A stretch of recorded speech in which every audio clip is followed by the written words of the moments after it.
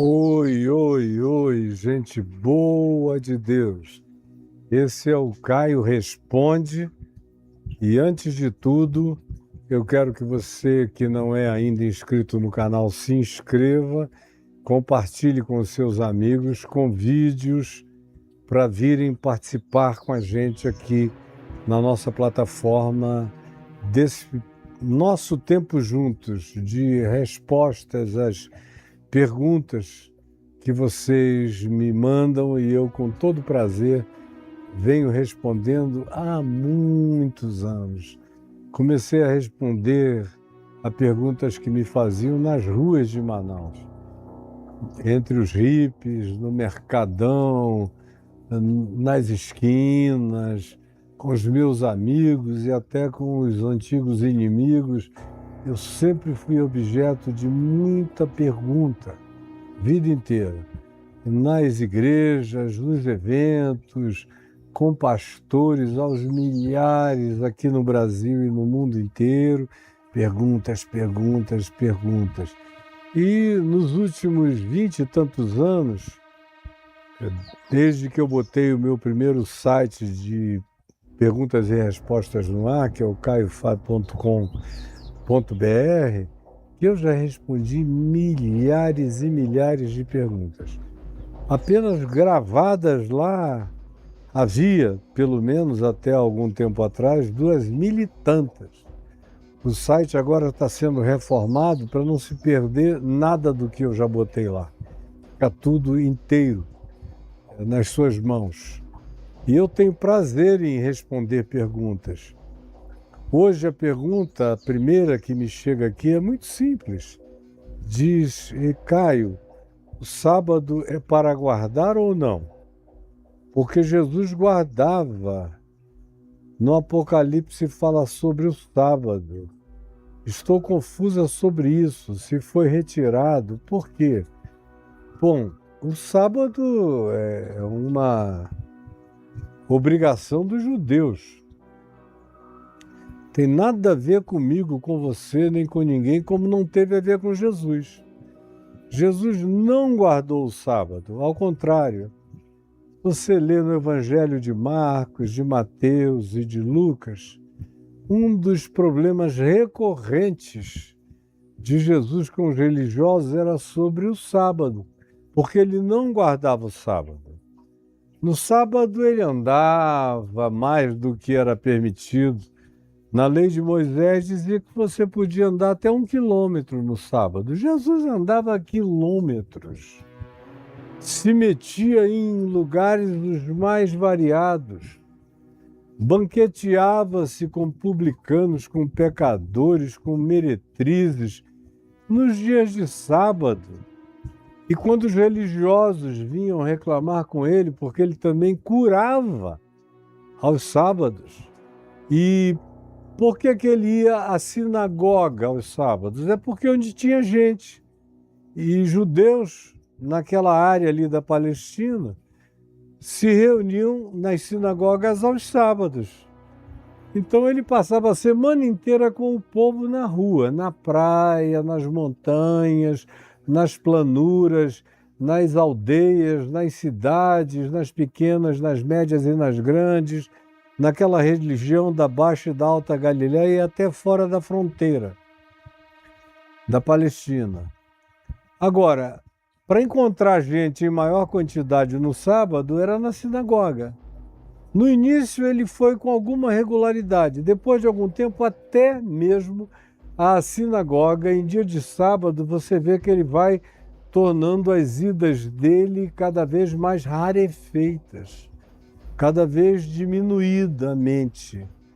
E depois que ele vai para Jerusalém, ele prega no átrio do templo, no Monte das Oliveiras, ou em lugares ermos à volta no deserto da Judéia. Todo dia, toda hora, na hora que ele quisesse. Jesus não se obrigava a nada, de acordo com regimentos, protocolos ou qualquer outra coisa. E os judeus enlouqueciam. Você cura no sábado, você faz atividades no sábado. E a resposta de Jesus era ironicamente chocante. Ele dizia: meu pai trabalha até agora, no dia de sábado. E eu trabalho também. E eu trabalho também. Meu pai trabalha. Vocês não estão vendo as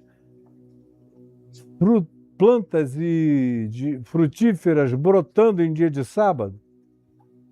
Ou vocês acham que no sábado as videiras, as oliveiras, as figueiras e todas as demais árvores do Oriente Médio param?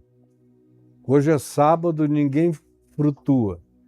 Não, eles frutificavam, elas frutificavam todos os dias do sábado também. Sábado é dia normal de vida. Era apenas um dia de descanso, estabelecido do ponto de vista social na antiguidade. E não eram só os judeus que faziam isso. O pessoal lê aqui a Bíblia e fica pensando que isso aqui inaugurou o mundo. Aqui a Bíblia está cheia de sincretismos e absorções de outras culturas muito mais antigas do que a cultura judaico-semítica. Muito mais.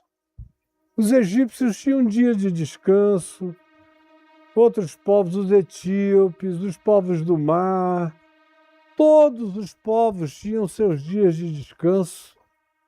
Não eram só judeus, não foi assim uma lei divina. É no mínimo um dia de descanso. Se pudessem ser 2, melhor seria. Se tivesse recurso suficiente para haver 3 dias de descanso e 4 de trabalho, seria melhor ainda. É porque, infelizmente, nós não temos meios de nos mantermos descansando por enquanto 4 dias ou 3 dias e trabalhando 4. Mas, por exemplo, em atividades que eu pratiquei a minha vida inteira, eu sempre dei 2 dias de descanso para todo mundo que trabalhava comigo. O sábado e o domingo. Era só de segunda a sexta. E sempre também tentei até emendar nos feriadões, conquanto não fosse bom para mim, porque eu tinha tanta coisa para fazer, eu não parava nunca. Nos feriadões eu estava viajando sempre. E nos dias comuns viajando também, trabalhando todo dia. Agora, os meus funcionários, que foram milhares, meu Deus, quando dava para emendar, tinha um feriadão na quinta, eu emendava. Tinha, às vezes, dependendo da época do ano, na quarta-feira, dava quinta, dava sexta, dava sábado, dava domingo, voltavam na segunda. Então, tudo isso tem a ver com questões de natureza prática. Deus não fica maior nem fica menor por causa de sábado nenhum. Nem é o dia de Deus descansar. Ai, meu Deus, esse universo dá tanto trabalho.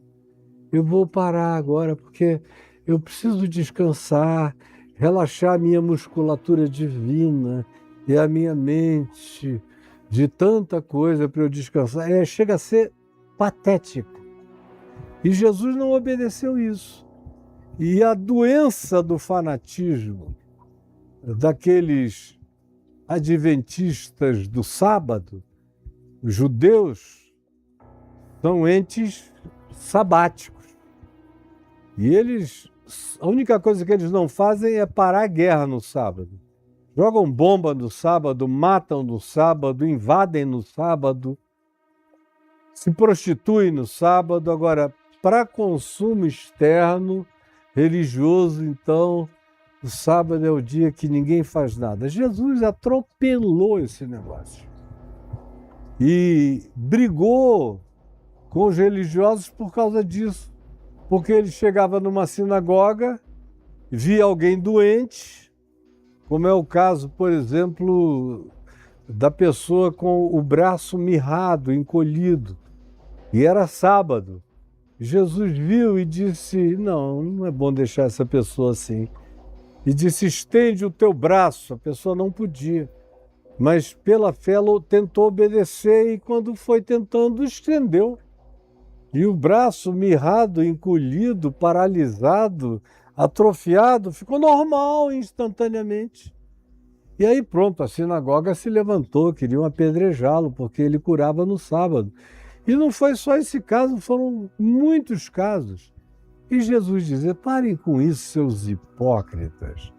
Se um boi de vocês, ou uma ovelha de vocês, ou um filho de vocês, cair num buraco, num dia de sábado, vocês vão esperar até o primeiro dia útil da semana para tirá-lo de lá? É claro que não. Então, olha, para mim aqui, todo mundo é meu filho, todo animal é meu filho, toda planta é meu filho, todo ser humano é meu filho, todo doente é meu filho, toda criatura, toda a criação são meus, e eu curo. E meu pai trabalha até agora, ele está agindo hoje. Ou vocês acham que em sábado Deus não cura ninguém? Então, meu filho, isso aqui é resquício de falta de leitura do Novo Testamento. Você nunca leu o Novo Testamento, provavelmente. Porque é um dos temas mais estupidamente óbvios, aparentes, visíveis e chocantes, é esse, sobre o fato de que Jesus, dentre tantas acusações que pairavam sobre ele, havia essa de que ele era um transgressor do sábado. A menos que você me diga que é adventista do sétimo dia, que guarda o sábado, que não faz nada no sábado, que cultua o sábado, que parece que o seu Deus também se paralisa no sábado, e você não faz bem nenhum no sábado, mal você faz, mas bem não, no sábado, só sendo algo assim, de uma obliteração cognitiva e o impedimento de informação absoluta para isso restar como dúvida na sua mente, e você ainda teve a coragem de dizer porque Jesus guardava. Quando? Quando? E no Apocalipse fala do sábado. Leia o Apocalipse de novo e diga onde que você encontra no Apocalipse alguma indução de que se deva guardar o dia de sábado. Você encontra isso no Velho Testamento. E olhe lá, porque até no Velho Testamento os profetas, Isaías, Jeremias, Ezequiel, Daniel, Amós, Obadias, Miqueias, até mesmo Malaquias, são profetas que relativizam o sábado, relativizam o templo, relativizam o culto, relativizam o sacerdócio, relativizam os rituais, relativizam tudo.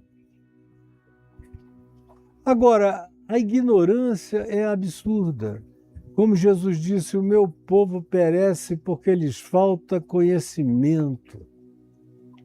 Ignorais as Escrituras e o poder de Deus. Porque quando ele diz ignorais as Escrituras, ele não está mandando a gente obedecer tudo que Moisés falou, porque ele foi um transgressor de Moisés. E Moisés não se sentiu ofendido. Porque Moisés mesmo disse, olha, o que eu estou dando a vocês é relativo. Essa é uma primeira aliança, mas vem um outro que vai trazer uma nova aliança. Tudo o que ele disser é o que vocês devem praticar. Eu sou relativo, tão relativo que morreu. Não ressuscitou dos mortos. A gente está falando daquele que ressuscitou dos mortos. Não é de Moisés, nem de Elias, nem de Davi, isso tudo é da creche judaica do Velho Testamento. Nós estamos numa outra dimensão. Como diz o escritor de Hebreus, a gente deixou o Monte Sinai. A gente faz parte dessa assembleia dos santos arrolados nos céus. Nós fazemos parte dessa congregação dos primogênitos da redenção. Nós fazemos parte de uma outra dimensão. Nós somos gente da nova aliança, do Novo Testamento, do novo vínculo, que não de mandamentos em pedra, para corações de pedra, não. Nós fazemos parte dessa aliança do coração de carne, onde não são muitos mandamentos, um só mandamento eu vos dou, que vos ameis uns aos outros, sábado, domingo, segunda, terça, quarta, quinta, sexta, sábado também. Todo dia é igual, todo dia é dia santo, todo dia é para ser vivido do mesmo jeito. O sábado tem a ver apenas com a necessidade de descanso humano. É só isso. E se a nossa sociedade, a nossa Constituição, a nossa consciência evoluir e a sociedade vir que dá para dar 2 dias de descanso, aleluia! Há outras sociedades em países nórdicos que dão 3 dias, aleluia, para descansar, para trabalhar, para curtir a família, para sair com os filhos, é só para isso. Não é por causa de Deus, é por causa do homem, como Jesus disse. Olha só o que Jesus disse aos religiosos, na estupidificação dos pensamentos empedernidos, empedrados deles.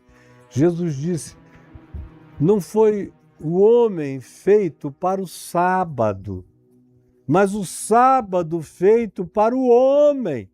Isso foi Jesus quem disse, resta alguma dúvida? Deus não fez o homem para obedecer o sábado. Deus estabeleceu o sábado para o homem descansar, é um favor social, orgânico, psíquico, de descanso, de prazer, de lazer, para a gente aproveitar da melhor forma que a gente possa, descansando a mente. Também não é um dia religioso para passar o dia livre, ai meu Deus, ou então sacudindo, ou enrolando as trancinhas, ou botando um monte de mandamentos da lei do braço, uma caixinha na testa com mandamentos de Moisés. Cara, tudo isso é da idade da pedra. O Evangelho de Jesus inaugurou uma nova era, mas é uma pena que vocês ainda são filhos de neandertais com homo florescências, com australopitecos, não passaram de Homo erectus, não chegaram nem a Homo sapiens em Cristo. Não entenderam ainda o processo de boanovização do ser em Jesus para a gente viver liberto. Porque foi para a liberdade, Paulo diz em Gálatas 5, 1 e 2, que Cristo nos libertou, e aí continua dizendo: não vos ponhais, pois, outra vez, em nenhuma forma de jugo, de escravidão. Pelo amor de Deus, isso aí é básico. Eu fico vendo vocês cultuarem aí alguns indivíduos que vão e que são pregadores de sábado, discípulos da Ellen White, que reinventou essa babuzeira toda no meio cristão. E no passado a maioria dos evangélicos sabia fazer a diferença e dizia: não, isso aqui é seita. Hoje em dia tudo virou seita, de modo que qualquer um pode ir lá, tudo é seita doida mesmo, e todo mundo é doido mesmo, então ninguém sabe mais nem diferenciar uma coisa da outra. E aí vem uma pergunta como essa: sábado é para guardar ou não? Porque Jesus guardava. De que Jesus? Só se for o Jesus da igreja adventista do 7º dia, porque o meu Cristo, no Novo Testamento e na vida e na história, não guardou e diz que o sábado foi feito para o meu prazer e não eu para servir ao sábado, e que sábado é dia de salvar, de curar, de relaxar, de viver. E o Apocalipse também não manda nada em relação a isso tudo. E se mandasse, eu mandaria o Apocalipse ir pastar. Porque eu não oriento a minha vida pelo Apocalipse, Jesus é quem é minha chave hermenêutica.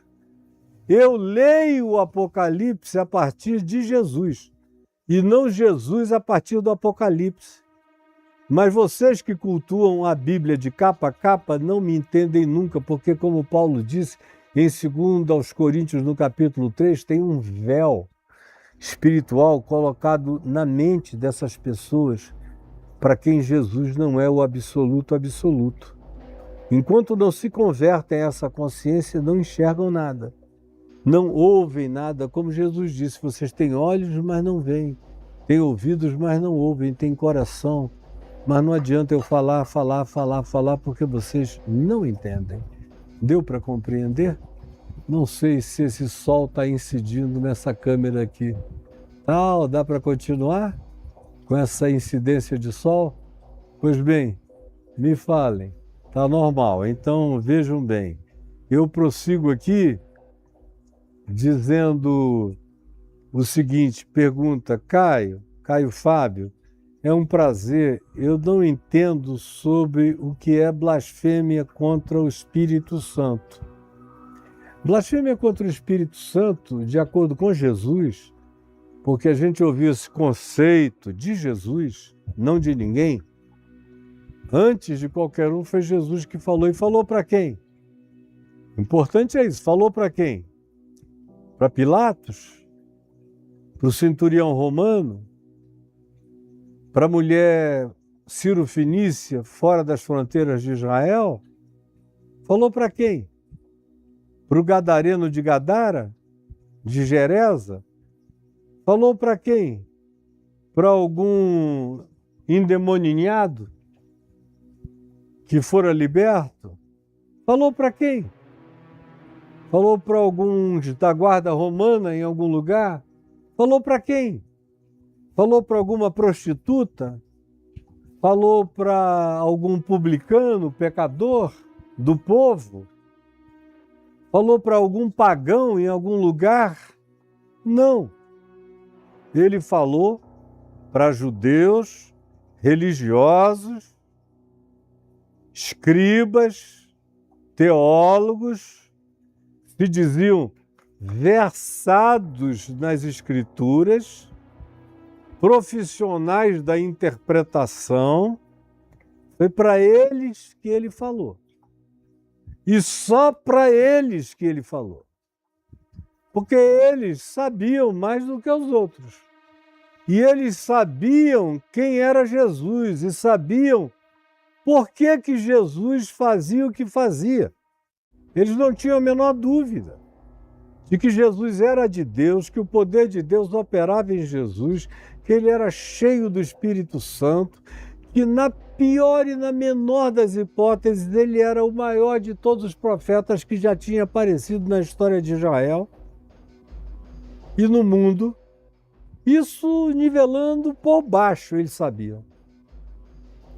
Aí eles veem Jesus chegar-se a um homem que era doente, era mudo e era surdo, e Jesus botou a mão no homem e tocou os lábios dele, a língua, os ouvidos, os sentidos dele, e se diz que era um espírito maligno que tinha assassinado, que tinha diminuído, que tinha obliterado a cognitividade, a sensorialidade, a percepção do homem. Por isso ele estava naquele estado. Era uma opressão, era um ente obsessor paralisante, oprimindo aquele homem. Jesus vai, toca nele e diz, fica livre. E o espírito imundo sai do homem. E o homem passa a falar, a ouvir, a viver normalmente, a se expressar. Aí os religiosos, os teólogos, os membros daquelas denominações religiosas dos judeus que estavam sempre azucrinando Jesus aonde quer que ele chegasse, disseram, esse aí expulsa demônios pelo poder de Belzebu, o maioral dos demônios.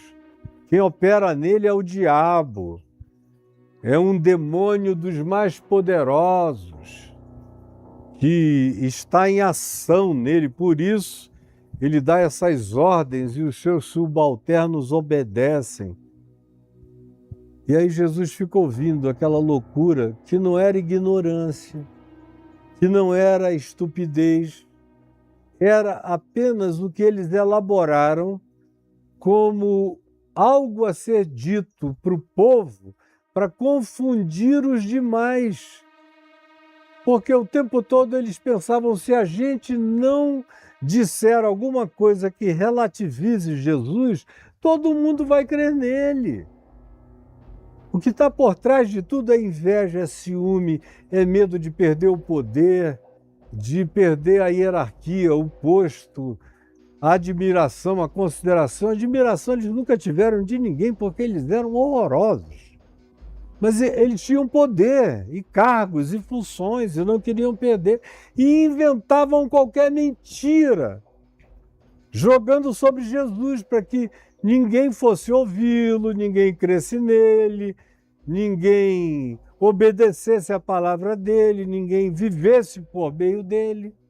Então disseram isso, e nesse dia, Jesus conhecendo-lhes o coração e sabendo que eles sabiam de fato qual era a verdade, que era o Espírito de Deus operando em Jesus, Jesus virou a eles e disse, olha, se alguém pecar na terra, seja qual seja a natureza do pecado, será perdoado. Não importa qual seja a natureza do pecado, meu Pai perdoará, eu perdoo tudo, perdoo todos.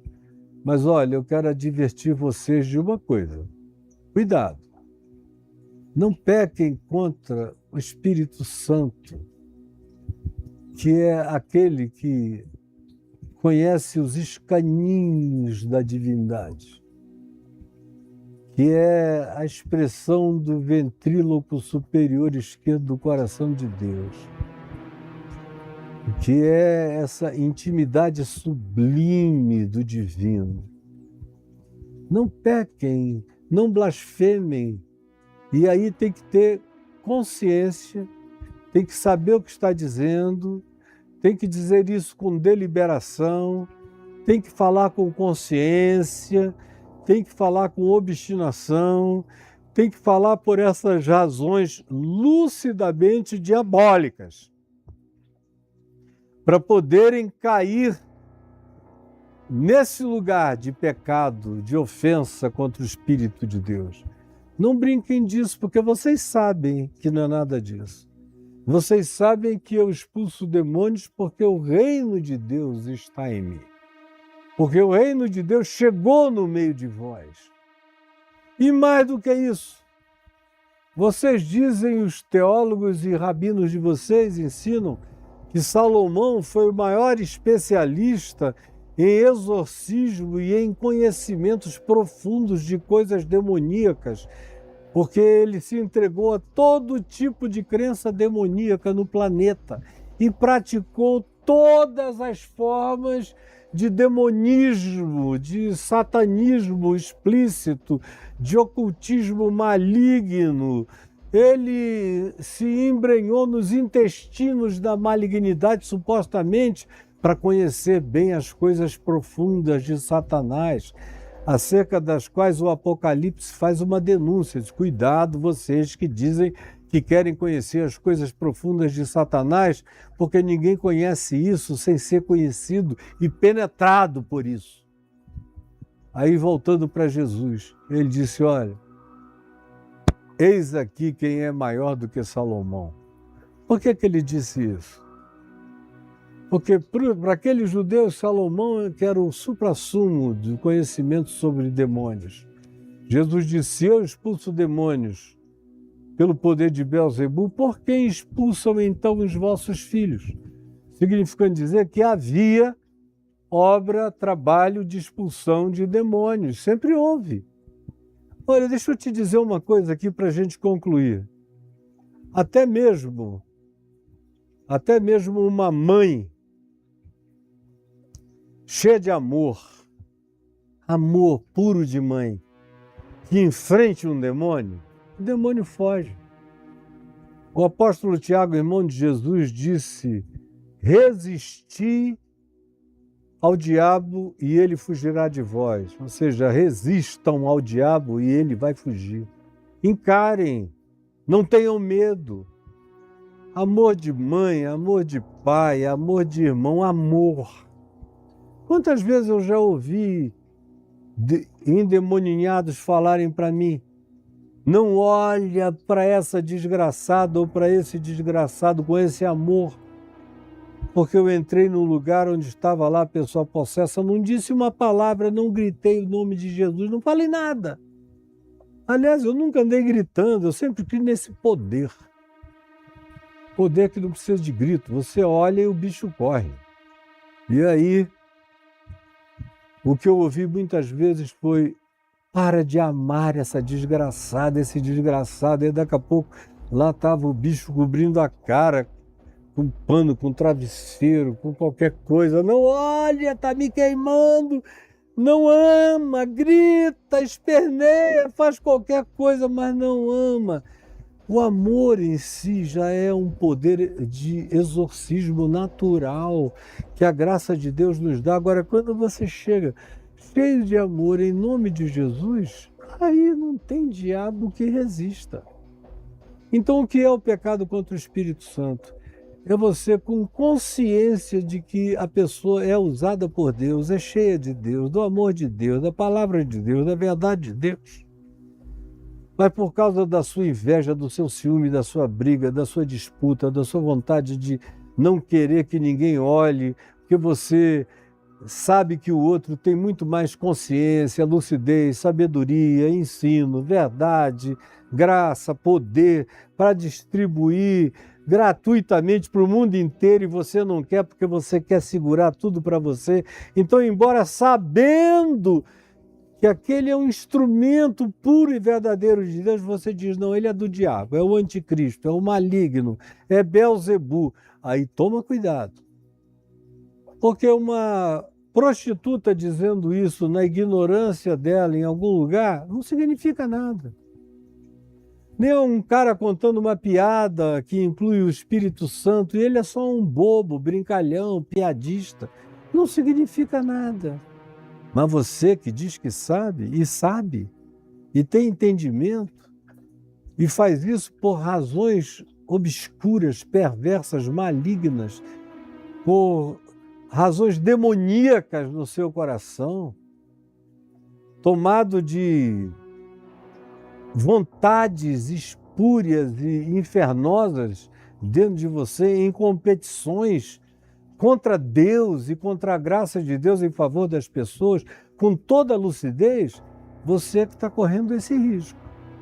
Isso, pouca gente no mundo está correndo esse risco, mas quem sabe, quem entende, quem aprendeu, quem leu, quem ouviu, quem internalizou, esse sim está correndo esse perigo ao brincar disso.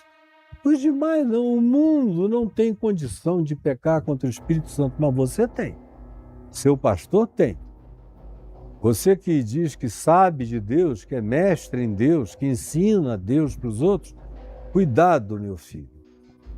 Eu vejo muita gente no curso, especialmente nos últimos 30 anos, pessoas dizendo que eu era diabo, anticristo, falso profeta, maligno, e não tenho nada para falar.